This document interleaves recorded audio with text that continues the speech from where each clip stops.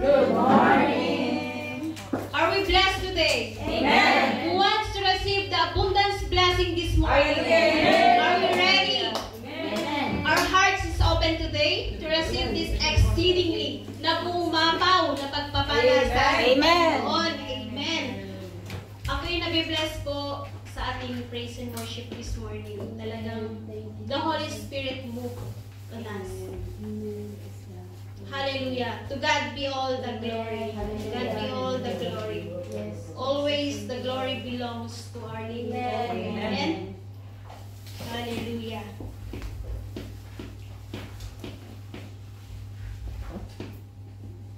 Before I will start my preaching today, I just want to share you a word. It is written in 1 Corinthians 1:19, for it is written, I will destroy the wisdom of the wise. The intelligence of the intelligent will frustrate. Also in Hebrews 4:12, for the word of God is alive and active, sharper than any double sword. It penetrates even the dividing soul and spirit, joints and marrow. It judges the thought and attitudes of the heart. Amen. Hallelujah. Thank you, Jesus. I will read to you our context for this morning in Genesis 31. Do you have your own Bibles? Amen. Where are your Bibles?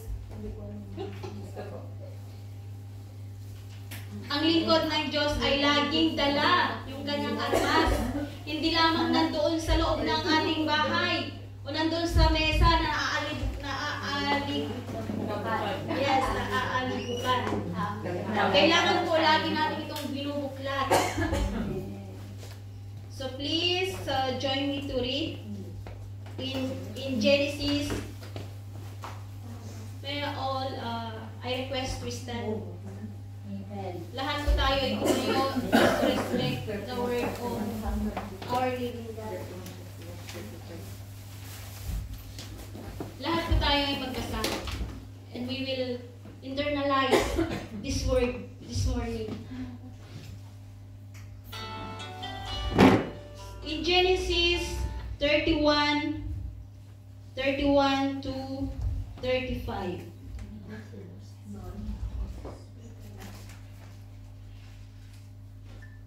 Okay? Let's start. 1, 2, 3, go. Kahit anong translation po. Jacob answered Laban, I was afraid because I thought you would say, daughters away from me by force. But if you find anyone who has your guts, that person shall not live. In the presence of our relatives, see for yourself whether there is anything of yours here with me. And if so, take it. Now Jacob did not know that Rachel had stolen the gods. So Laban went into Jacob's tent and into Leah's tent, into the tent of the two female servants. But he found nothing. After he came out of Leah's tent, he entered Rachel's tent. Now Rachel had taken the household gods and put them inside her camel's saddle and was sitting on them. Laban searched through everything in the tent but found nothing. Rachel said to her father, don't be angry, my lord, that I cannot stand up in your presence. I am having my period. So he searched but could not find the household gods. Amen. Hallelujah. So tayo manalangin sa mga oras na ito. Lord, we thank you, Father God. Lord, bless us with your presence, O God. Surround us with your Holy Spirit and your warriors of angels, O Lord. Hallelujah. To bind us, to silence the spirit of Jezebel In Jesus' name. In Jesus' name. And hurt demons. Father God, we keep your light to shine on us, O Lord. Hallelujah. Let your word, Father God, speak unto us this morning, O Lord. Ang iyong kalimingan, ang patuloy, O God, na makita sa buhay ng bawat isa, O Father God. Father, let every thought be attended to Christ. Hallelujah. For we believe that Christ is with us. God is in the beginning, O Lord. And Christ is with us in the name of Jesus Christ. Hallelujah. Lord, use me, O Father God, as your instrument, O God. Anoint me, O Father God. Anoint my lips, Lord, right now, Panginoon. Hallelujah. Anoint me with your oil from my head, from my toe, O Father God. Hallelujah. And let your fiery power, Panginoon, the fire of your words in my lips, O Father God. Hallelujah. To deliver your words, O Lord, na ayon, Panginoon, sa iyong kapamaraanan, O Father God. Kung ano yung pangangailangan ng ating mga kapatid sa mga oras na ito, Lord. Hallelujah. Salamat, Panginoon. Be guided us with your Holy Spirit this morning. Hallelujah. To you alone all the glory, honor, and adoration, and thanksgiving. In Jesus' name we pray. Amen. Hallelujah. Hallelujah. Thank you, Lord. Napakabuti ng ating Panginoon sa buhay ng bawat isa. Hindi po ba? Kahit na tayo po ay dumadanas ng mga shaking, but still, we have the time to worship or to attend this gathering. Amen? Hallelujah.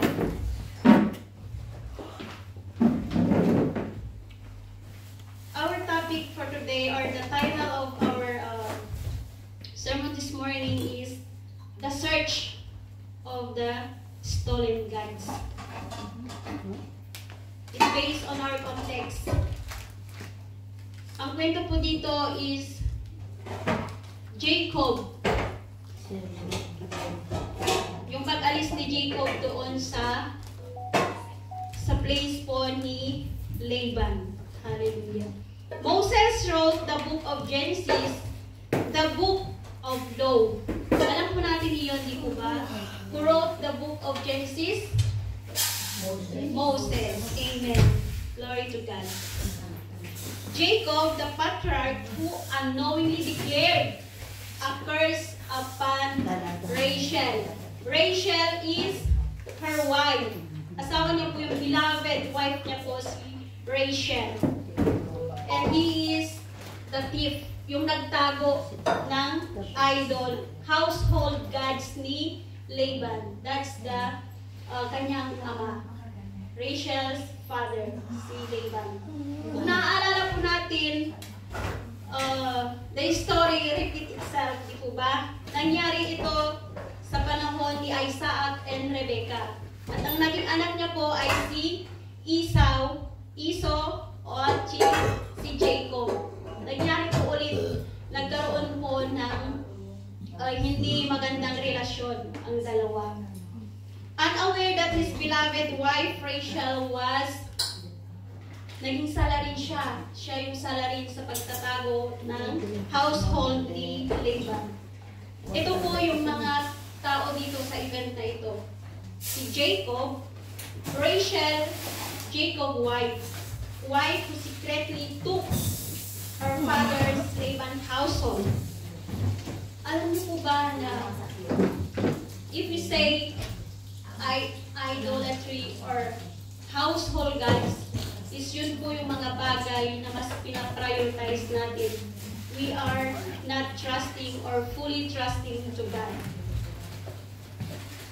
Are you with me? Can we shout, praise the Lord? Praise the Lord! Amen. Hallelujah. Laban, he was the brother of Rebecca. Kung susundan po natin doon sa Genesis, the woman who married Isaac. At anak po nila si Jacob. Household gods is, ito po yung mga idols natin. Yung mas pinaprioritize natin is not just yung mga statue o mga image. but it's not. Ito yung mga bagay na hindi pa natin kayang i-let go. Hindi pa natin kayang bitawan. And we will go later on that. Relative is the family member or kinsman. Yung family member ni Laban and Jacob. I wrote here 3 main points. Number 1 is the danger of idolatry. Amen? Idolatry leading us away from trusting God. Ang nangyari po dito is, ito, yung tinago. Itinago ni Rachel that time. We must vigilant. Maging watchful po tayo in identifying or removing anything that takes God's rightful place in our hearts. Buksan po natin can you open me in Joshua 7:10-26. Why it says here the danger of idolatry. In Joshua 7:10-26. When we sin against God, it doesn't just affect us. Hindi lamang tayo naapektaran, mga kapatid. Pati din yung ating household. Pati yung mga nakasurrounded po sa atin sila ay nadadamay because of our idolatry. Yung pinaprioritize natin yung mga bagay na hindi dapat inuuna. He affects people around us. Example po is yung family ni Achan. If we read this book, Achan or Achan, correct me if I'm wrong, mga pastors. Achan family. Yung kinuha niya yung robe,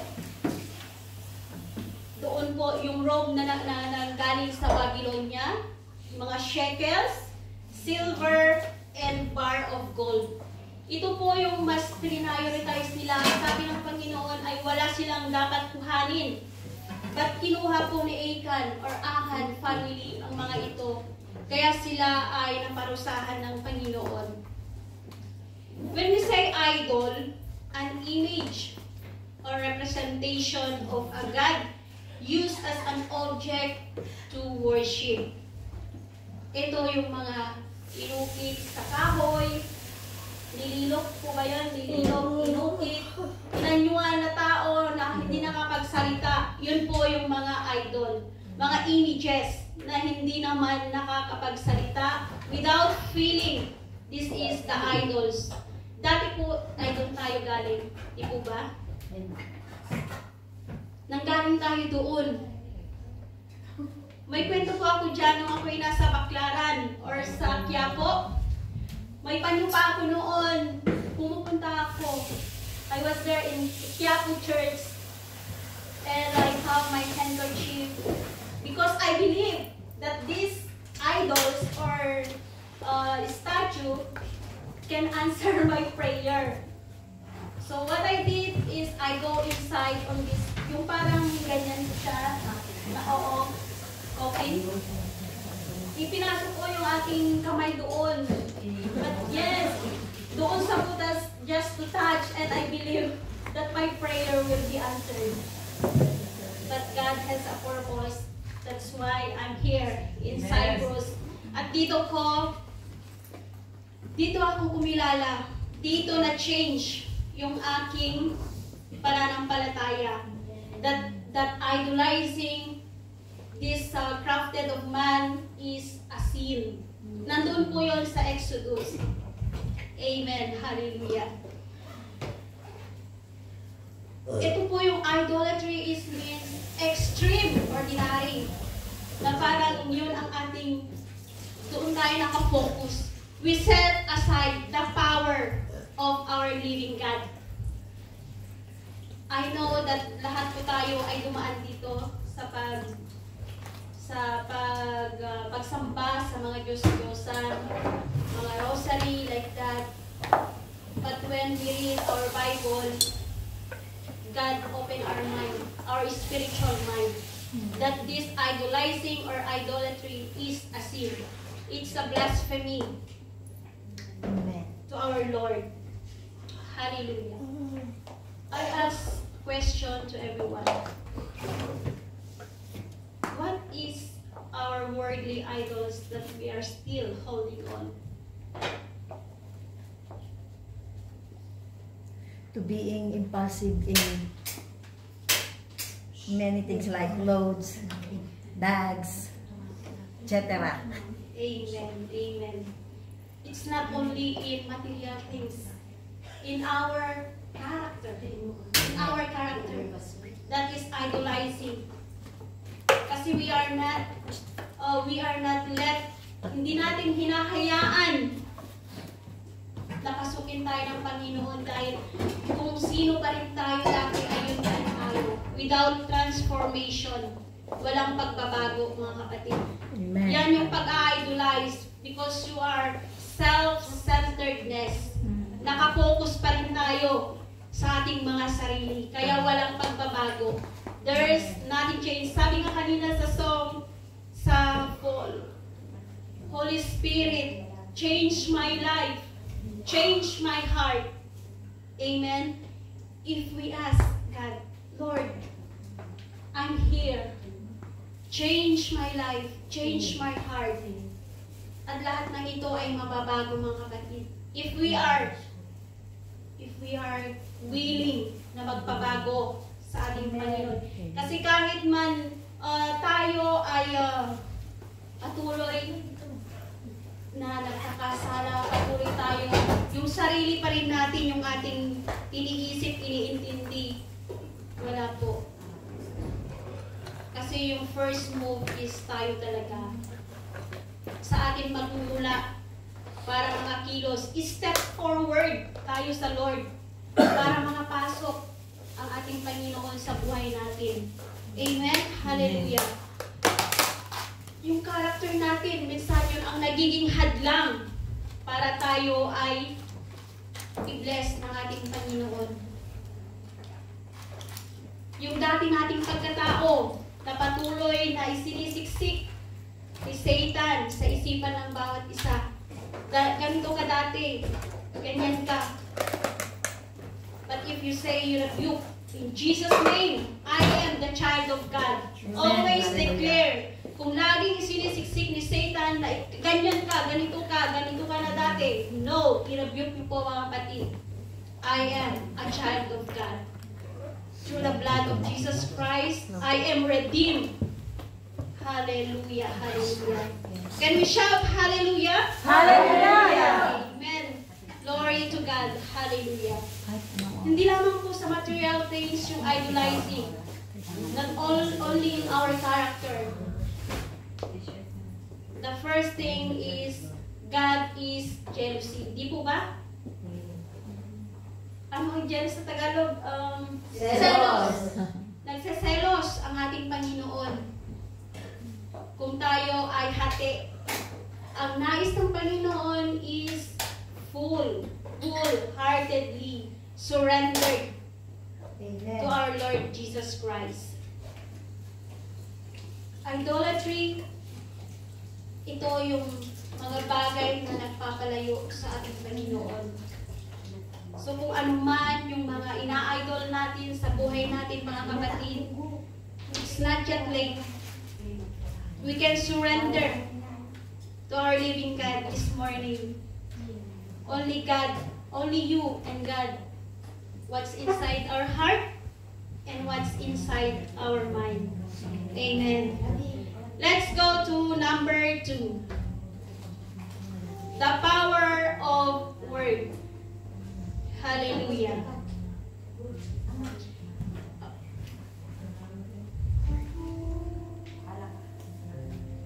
The power of your word. Jacob, unknowingly, kung masusundan po natin sa 31:32, if you find anyone, kasi ang alam dito ni Jacob ay hindi yung ginawa ni Rachel. Wala siyang kaalam-alam. Nagagawin pala yun ni Rachel na itatago niya yung household gods ng kanyang ama. Because Rachel still, hindi pa siya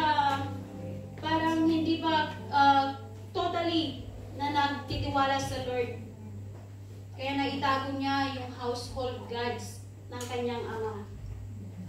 Jacob's unknowing curse upon the thief of the idols remind us to be cautious. Maging aware po tayo. Maging careful po tayo with our word, as they can have unintended consequences. I know that we experience this na minsan para lang paniwalaan tayo. So sabi natin, saksi ko ang ganito, saksi ko ang ganyan. But no, mga kapatid, we can say, we open in Matthew 5:37. Just say simply yes or no. Hindi na natin kailangan pang magsalita ng ganito just to para lang makuha mo yung tiwala ng isang tao, mga kapatid. Hindi po yun. Kagaya po sa nangyari kay Jacob. Hindi niya ine-expect na kinuha pala iyon. Wala siyang kaalam-alam na itinago pala ni Rachel yung idol ng kanyang tatay. Just say yes. Just say no. Wala nang ibang words. Dahil sa sobrang salita natin, doon na tayo nagkakasala. Dahil once na ginamit natin yung saksi ko ang langit, saksi ko ang lupa, magkakaroon po tayo dyan ng paghahatulan tayo ng Panginoon. Dahil ang heaven, ang trono ng ating Panginoon, ang lupa ay tuntungan niya ng kanyang paa. Kaya who we are to use that word? Di po ba? Just say simply yes or no. Like Jacob, sinabi niya na kahit mamatay, yung kumuha. Sabi niya dito, are you with me? Amen. Mga kapatid? Amen. Glory to God. Sabi niya po dito, but if you find anyone who has your gods, that person shall not live in the presence of our relative. See for yourself whether ginamit din niya ang kanyang mga relative as a witness para siya ay nagsasabi ng totoo. Nag-curse si Jacob dito.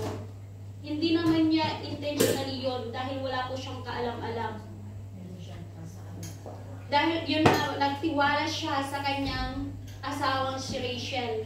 Yun ang kanyang pinakamahal na asawa, si Rachel.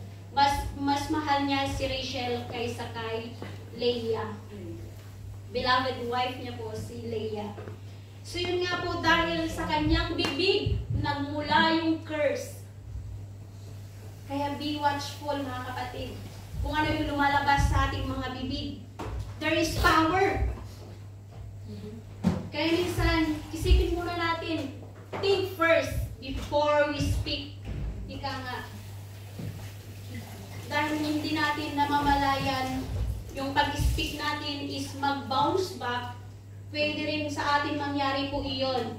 So, kailangan po nating pag-ingatan yung bawat lumalabas sa ating mga bibig. Lalo na magkaroon po tayo ng self-control. Hallelujah.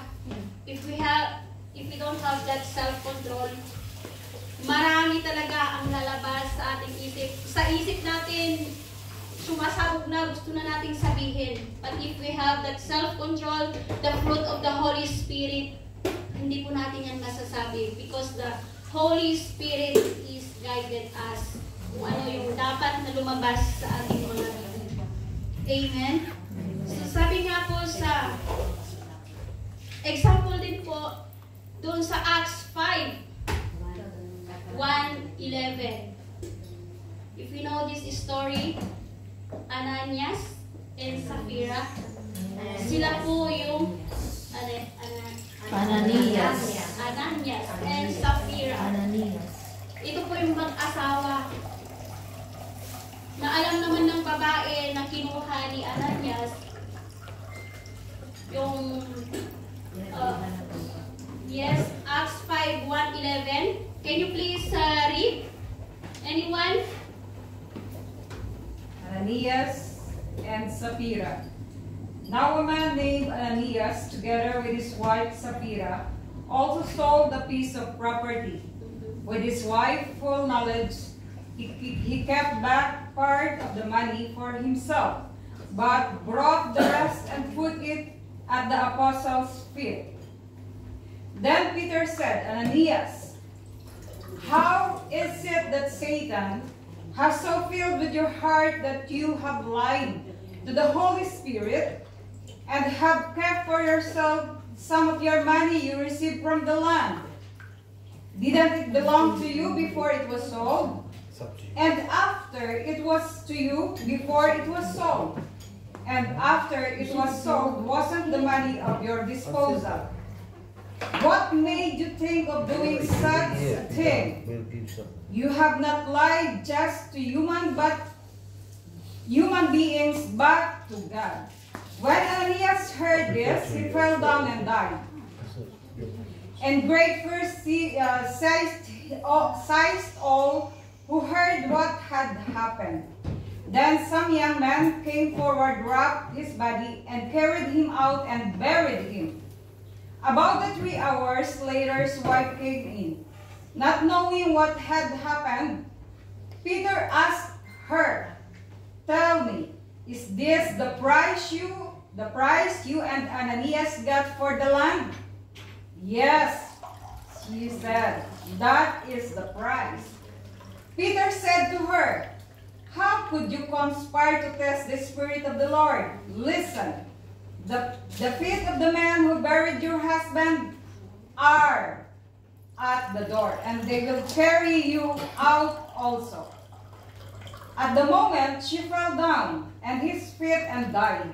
Then the young man came in, and finding her dead, carried her out and buried her beside her husband.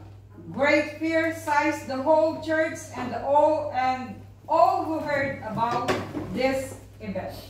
Amen. Amen. Hallelujah. So when we say words, nandun talaga yung ating honesty. Honesty is the best policy. Kanga.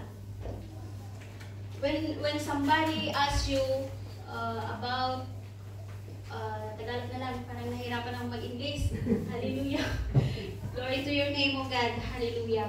Kung may nakita po kayo na it's about witnessing, alam nyo naman yung katotohanan, nakita nyo naman yung nangyari, just say yes.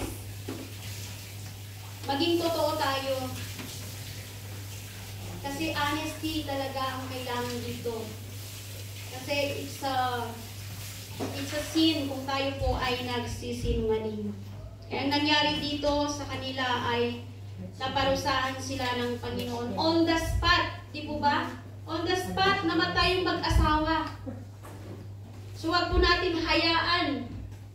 Pero sa ngayon, ang ating Panginoon ay punong-puno ng habag at awa. Kung ilang beses tayong nagkasala, He still give us many chances to repent, many chances to ask forgiveness. Hallelujah. Amen. Jacob unawareness of Rachel's action. Ang nakikita ko po dito is Jacob is fully trusted to Rachel. We as a family, or we as a church family, nandoon dapat yung tiwala natin sa bawat isa. Nandoon yung trustworthy. When somebody told you, or pwede sa atin lang, yeah, it's a secret story, huwag mo nang sabihin ito sa ganito. Sa atin lang. But at the end, ay nalaman po ng iyong mga ibang kaibigan. So, nasaan po doon yung power of your word? Kasi there is a power of word to curse, and there is a power of blessing. So, which one you will choose? The power of blessing or the power of curse? The power of blessing. Amen. Hallelujah. So we must be aware. Hallelujah. Sa ating mga sinasabi. Thank you, Jesus. Thank you, Father God. When someone trusted you, keep it, mga kapatid. Kasi yung maliit na bagay na ipagkakatiwala sa iyo ng Panginoon, later on, mas malaki na yung ipagkakatiwala sa atin ng Lord. The more na tayo ay i-bless ng ating Panginoon. So choose the power of blessing. Kahit na sinaktan ka na ng tao, still, yung napag-aralan kanina doon sa Bible study, i-bless mo pa rin yung taong iyon. Yes, love your enemy. Kasi hindi po siya. Hindi yung tao ang dapat mong kainisan, hindi yung tao ang dapat mong kalabanin, kundi yung espiritu na hindi niya kayang mapaglabanan, yung nananatili sa kanya na espiritu, yung mga stubbornness na mga spirit. Hallelujah. Sabi nga po sa Genesis 27, 35 to 36, it says here,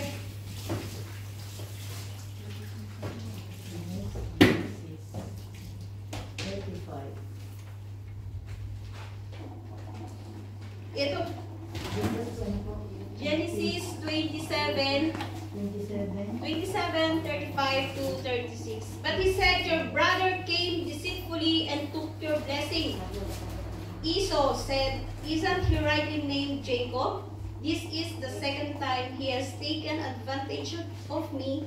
He took my birthright and now he's taken my blessing. Then he asked, haven't you reserved any blessing for me? Amen. Hallelujah. So, ang nangyari ngayon, Jacob, it's deception. Yung, Tagalog ng deception? Deceiving in Jacob's life, racial action also contrasts with the faithfulness of expected. Yung story noon ni Isaac ay na yung story ni Jacob tsaka ni Esau ay ngayon nangyari natin about of deception. Na-deceive ni Jacob. Kasi di po ba 7 years na nagtrabaho si Laban ay si Jacob kay Laban, kay Leah. Pero ang gusto ni Jacob ay si Rachel. So na-deceive po siya doon. Hindi niya po alam na si Leah pala yung kanyang nakatabi sa night. So ngayon, again, about deception po ito. Pandaraya. So naulit ito ngayon kay Jacob. Kung ano yung ginawa niya sa kanyang kapatid na si Esau, ay nangyari po kay Jacob. So ganun po yun. Kung ano yung ginawa mo, babalik din sa atin. Ganun po yun ang nangyayari ngayon. Yes, amen. So deceiving, yung panluloko natin, kaya 7 years ulit na nagsilbi kay Laban, yung kanyang yung biyanan, para mapangasawa niya ulit si Rachel. Kaya naging dalawa po yung asawa niya dito. First is Rachel and the second is Rachel. Amen. So Jacob, Jacob so convinced that he didn't have that God's unintentionally. Kaya mismo si Jacob ang nagbigay o naglagay ng kapahamakan kay Rachel, pero hindi niya po yun intensyon. So, always watchful what we utter, what we speak. Kagaya sinabi ko kanina, speak curse or speak blessing. Genesis 44:9.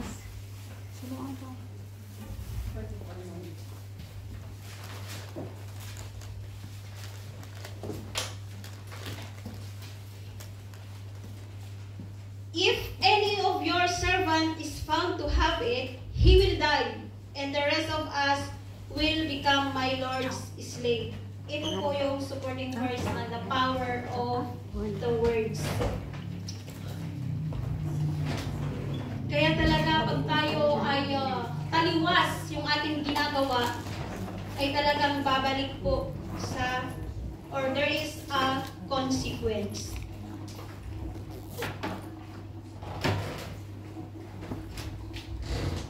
What is the number one main point?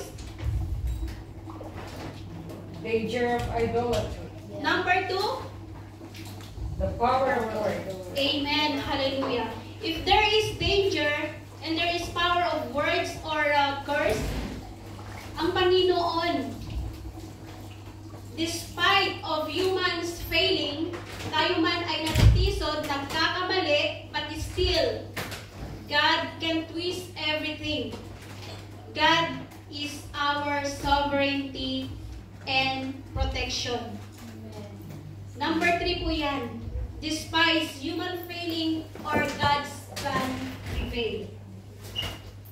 Jacob's journey and protection illustrate God's faithfulness to His promises. Kahit ganun ang nangyari sa buhay ni Jacob at ni Rachel or ni Laban or ni Leah,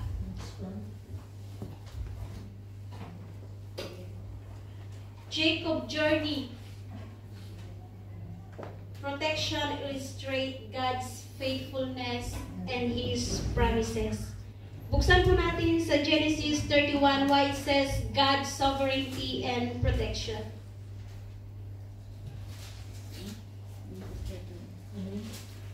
Genesis 31:3. Then the Lord said to Jacob, "Go back to the land of your fathers and to your relatives, and I will be with you." Amen. Hallelujah.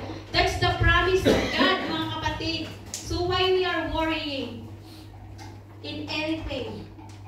If God says, I will be with you.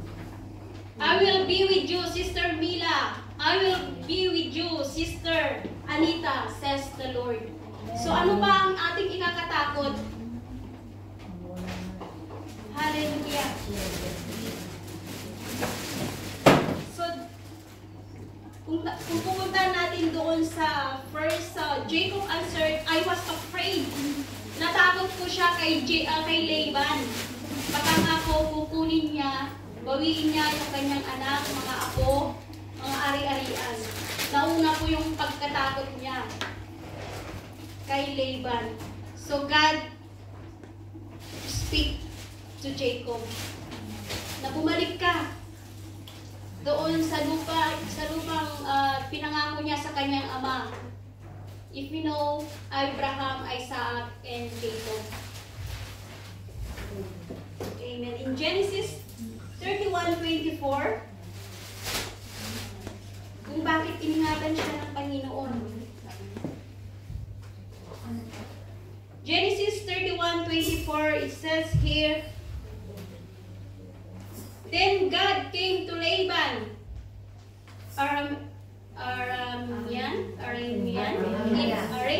in a dream at night, and said to him, Be careful not to say anything to Jacob, either good or bad.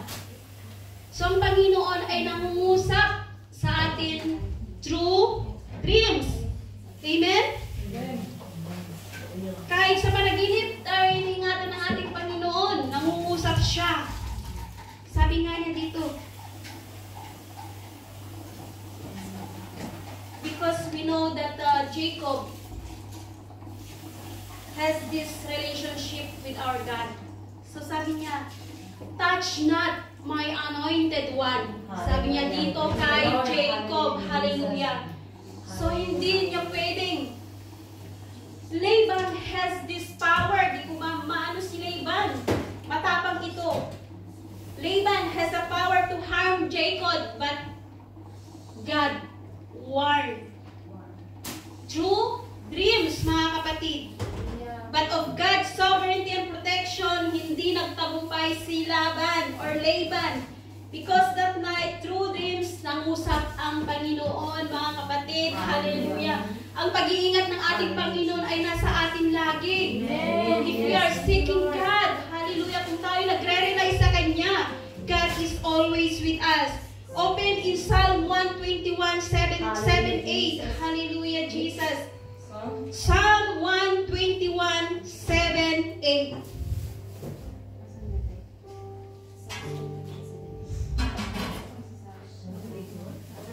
Anyone who can read 121:7-8.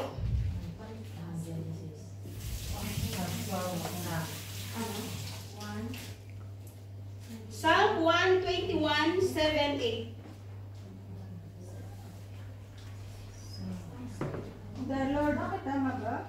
The Lord will keep you from all harm. He will watch Amen. over Hallelujah. you. Yes, thank you, Jesus. Thank you, Jesus. Hallelujah. Yes. Both now and forevermore. Amen. Amen. Always claim that divinely protection of our Lord. Mga kapatid, naisip ba natin why? Why did God speak to this idolater Laban? Bakit niya ginamit ito? Idolater ito. Sumasamba ito sa Diyos-Diyosan. Ang Panginoon ay kaya nang gamitin lahat yung mga nasa paligid natin. Sabi nga niya, Genesis 31:24, yung sinabi ko kanina. The context shows intervene or meditate, intercede, or namagitan ang Panginoon to protect Jacob life, mga kapatid. Hallelujah. And to ensure the fulfillment of the promise to his Lolo Abraham, at sa kanyang ama na si Isaac, and to his descendant. If we will read in Genesis 12:1-3 and 28:13-14, nandoon po yung promise ng ating Panginoon, mga kapatid. If we rely, kung tayo ay patuloy na nanangan sa ating Panginoon. God remains in control of all people and nation. Kaya niyang i-control kung sino man yung may nagbabanta sa atin, mga kapatid. He can twist. God can twist everything. Proverbs 21:1. So through dreams, nangusap ang Panginoon. Hindi lamang po sa buhay ni Laban, but also in the life of Abimelech. We know this story, Abimelech. Ito po yung panahon ni Abraham tsaka ni Sarah na gustong asawahin ni Abimelech. Kaya nangusap through dreams ang ating Panginoon kay Abimelech. God appears in a dream to a Philistine, I don't know, Palestine concerning Sarah. Kung nasusundan niyo po ako sa kwento na ito, nandoon yung protection ng ating Panginoon. Also in Balaam, through dreams, nangusap ulit ang Panginoon. And also in Daniel 1 and 2, through the life of Nebuchadnezzar. Kaya mga kapatid, kung tayo ay nanaginip, huwag nating hayaan. There is a meaning in every dreams. Ipanalangin natin kung ano yung nais ng ating Panginoon dito sa panalangin na ito. Our God speak unto us through dreams, mga kapatid. Kaya kung kayo nanaginip, sabihin natin, Lord, ano ang nais mong pabatid sa akin? Hallelujah. Can we shout, praise the Lord? Praise the Lord. Amen. Hallelujah. So, kung tayo po ay nakinig, gusto ko pong malaman, what are our main points? Ano po yung tatlong main points natin? Number 1, The danger of idolatry. Amen. Power of the word. Amen. Hallelujah. God's plan to be. Amen. Thank you, Jesus. Ang lesson na makukuha po natin dito is paano tayo mananatili. Paano tayo iingatan ng Panginoon. Number 1 is seek God's direction. Amen. Regularly seek Him. Seek the face of our God. Kahit hindi natin siya nakikita. Through His Word and through prayers, devotion, and the guidance, especially when we are facing major decisions. Kagaya yung nangyari kay Jacob, dahil sa kanyang takot, siya ay nagdesisyon na wala po yung guidance ng Panginoon doon that time. So seek God's direction. Kung tayo ay nahihirapan sa ating mga sitwasyon ngayon, seek God. Seek God and praise. Mga kapatid, huwag tayo magbukbuk. Huwag tayo nakafocus doon sa problema na hindi natin kayang lutasin. Tayo ay lumapit sa ating Panginoon, mga kapatid. Number 2 is trust in God's promises. Ang dami mga promise ng ating Panginoon. Na-receive na ba natin yung iba? Amen. Amen. Hallelujah. Ang dami pa ang mga pangako ng Panginoon na nandyan kung tayo ay patuloy na nagtitiwala sa ating Panginoon. Hold on to God's promises knowing that He is faithful to be with us whenever He leads. Siya ay tapat, mga kapatid. Tapat ang ating tapat ang nangako sa atin. So trust in God. Hindi lamang sa oras na may mga problema tayo nagtitiwala, kundi every day. Lahat ng ating gagawin is we will trust God and He will lead us. Number 3 is value. Yung lesson na nakita ko dito sa context natin. Value, unity, and family decision. I know na minsan ay there is no perfect family, di po ba? There is no perfect church. Walang perfect na relasyon ng mag-asawa. Nangyayari po ay nagkakaroon po yan ng away. Nagkakaroon po yan ng tampuhan. Nagkakaroon po yan ng selos. At minsan pa nga, nagkakaroon ng nagkakasakitan. Ang nais ng Panginoon is to strive unity. Kagaya ng nangyari sa buhay ni Jacob. Rachel and Leah ay naki-unite sila sa desisyon ni Jacob. Strive for unity and mutual support with the family when making decision. Hindi lamang po tayo mga mami ang nagde-desisyon, isali naman natin yung ating mga father. Isali natin yung ating ang ating mga family. Hindi lang tayo. Hindi porket nandito tayo sa abroad, ikaw na ang boss. Hindi po yun pwede. Lahat ay magkaroon po ng connection ang bawat isa. Especially in decision making. Kasi pag tayo nagka-problema, it's not you who will affect. It's everyone who is around with you. Amen? Amen. Hallelujah. Thank you, Jesus. Thank you, Lord. Hallelujah. So this time, I know that the Lord, there's a revelation in your heart. Sabi ko nga, ano pa yung mga iniidolo nyo? What else? The household gods that you are not surrendering. Hindi nyo pa ibinibigay o nire-let go. When the time you will give up? When will the time that you will surrender everything to God? When will the time that you will prioritize God rather than your idolatry? Hallelujah. Alam natin na kung ano yung nag-hold sa atin ay siya yung humahadlang para tayo ay mag-grow, mga kapatid. Yun ang humahadlang para mag-fully committed tayo sa Lord. It's not enough that we are only attending this service. It's not enough that we are worshiping God. It's not enough na tayo ay nagdadance. It's not enough na tayo naglilid. It's not enough na tayo nagpipreach dito sa harap. Ang nais ng Panginoon is our heart, mga kapatid. What else? Yung hindi pa natin na-surrender sa Panginoon sa mga oras na ito. Hanggang kailan mo ito panghahawakan? Or this is the time to let go.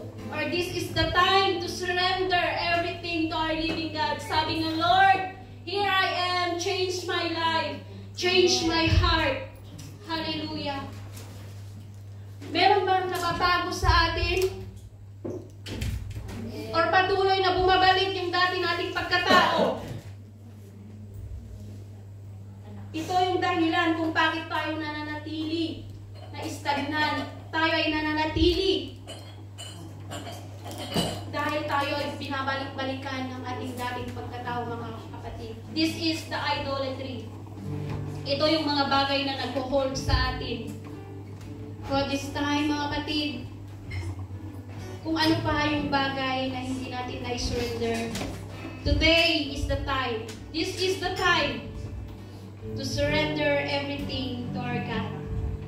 Hallelujah, hallelujah. Thank you, Jesus. So ngayon, as we will start or gunitain yung Holy Communion, may I request everyone to stand up. God bless us, Lord, with your presence today, O God. Hallelujah. Hallelujah, Jesus. Oh yes, Father God. Panginoon, kung ano man, O God, yung mga ina-idolize ng bawat isa sa umagang ito, Lord, we are here to surrender everything, Lord. Hallelujah. This Holy Communion serves as a commemoration of Jesus Christ's sacrifice on the cross for the redemption of humanity. Tayo ang tinubos, mga kapatid. Amen. Hallelujah. So bago natin partake yung ating bread and wine, oh yes, Father God, we come to you and remember that all you have done on the cross, oh God. Hallelujah. Thank you, Jesus. Thank you, Lord.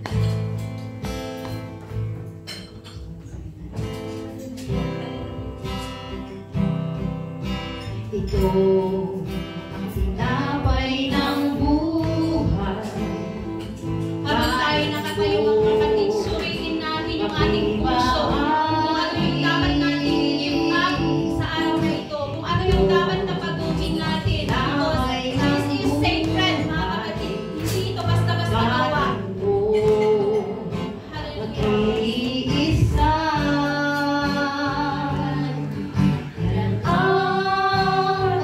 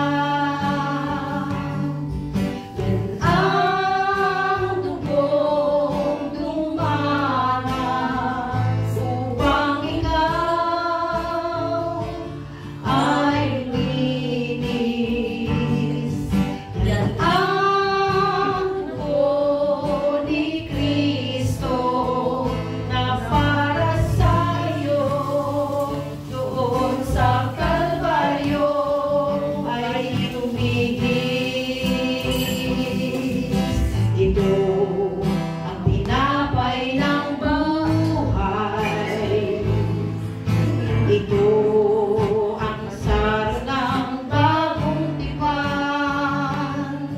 Yan ang katawang pinayubay. Yan ang dugong ibinigay. Ito ang aking patunay. Ako'y kasama niyang namatay.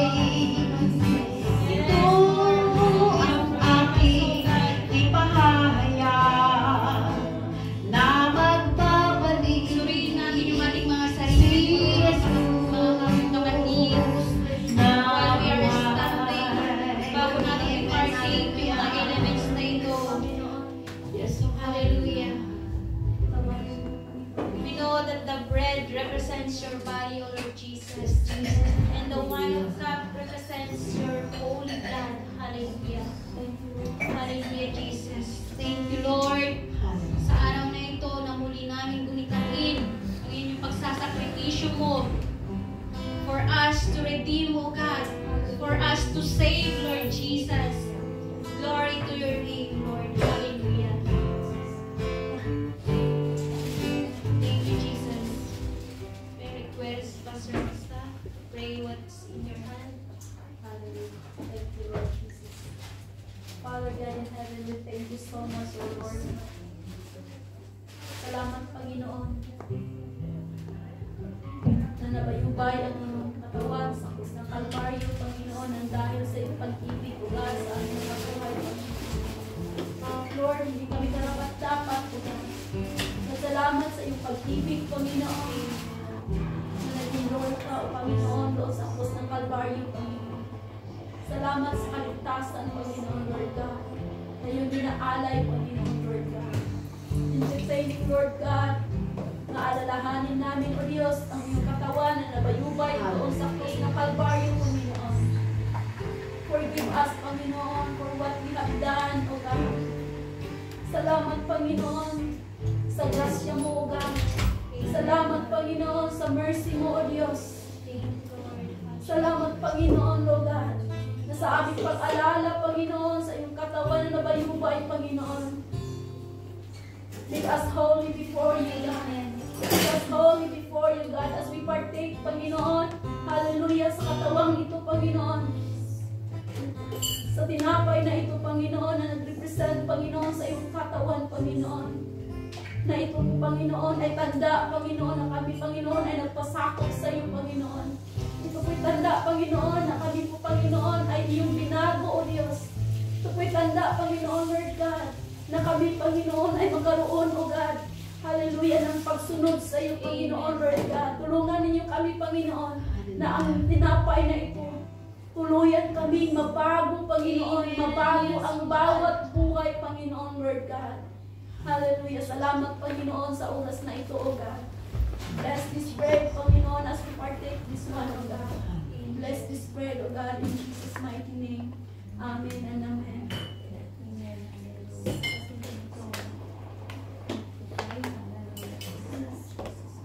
It is written in the Bible, without shedding of blood, there is no remission. Amen. Kung walang pagbubugo ng dugo, ay walang pagpupusan. Pagpasalamat natin sa Panginoon. Salamat po, Panginoon, sa ito na sinisiluhan ng Panginoon. Salamat, Panginoon, sa iyong sacrifice, sa iyong sacrifice. Salamat, Panginoon. Hallelujah na kami nakabahagi, Panginoon, sa breaking of the bread sa ulit ito. Tanda, Panginoon, ng pagmamahal na kami narito sa epicentro.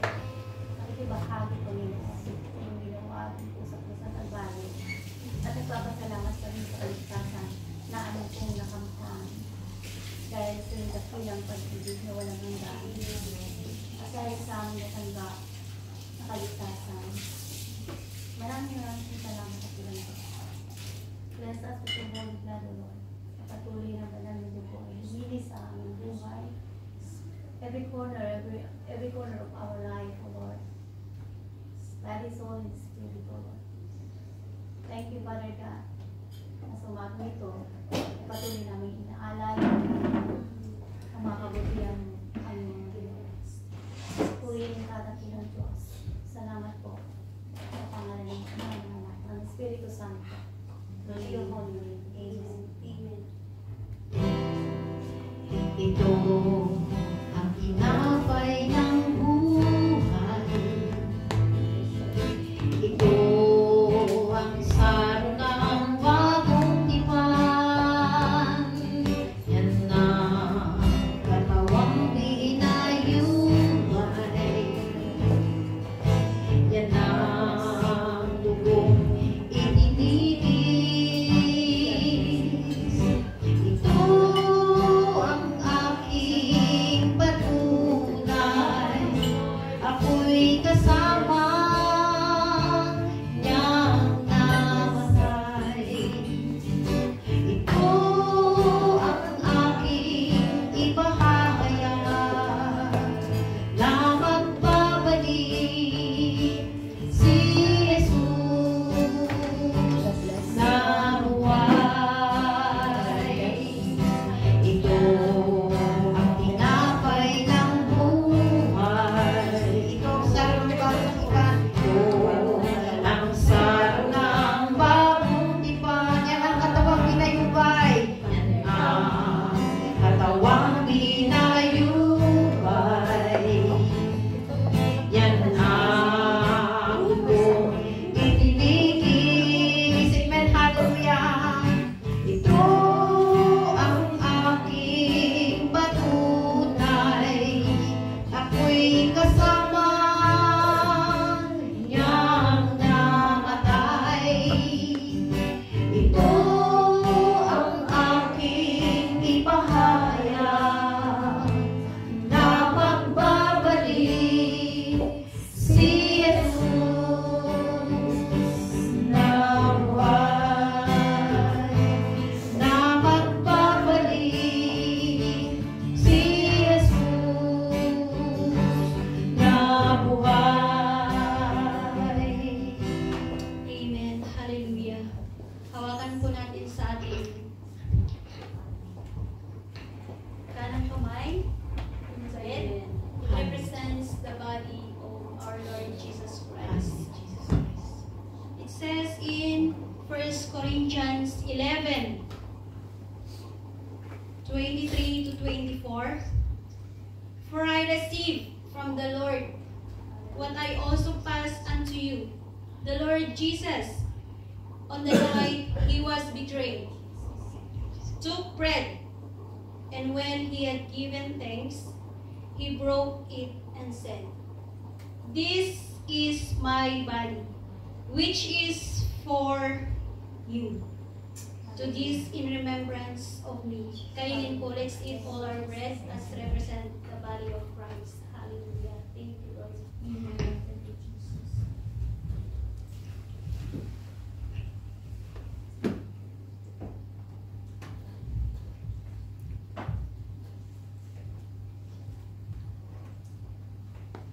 It says in 1 Corinthians 11, 25 to 26, in the same way, after supper, he took the cup, saying, This is the cup, is the new covenant in my blood. Do this, whenever you drink it, in remembrance of me. For whenever you eat this bread and drink this cup, you proclaim the Lord's death until He comes. Let's drink our cup of wine. Hallelujah. Thank you, Lord. Thank you, Jesus. Hallelujah. Let's pray, mga kapatid. Father God. Hallelujah. God be the glory. To God be the glory. To God be the glory for the things He has done. We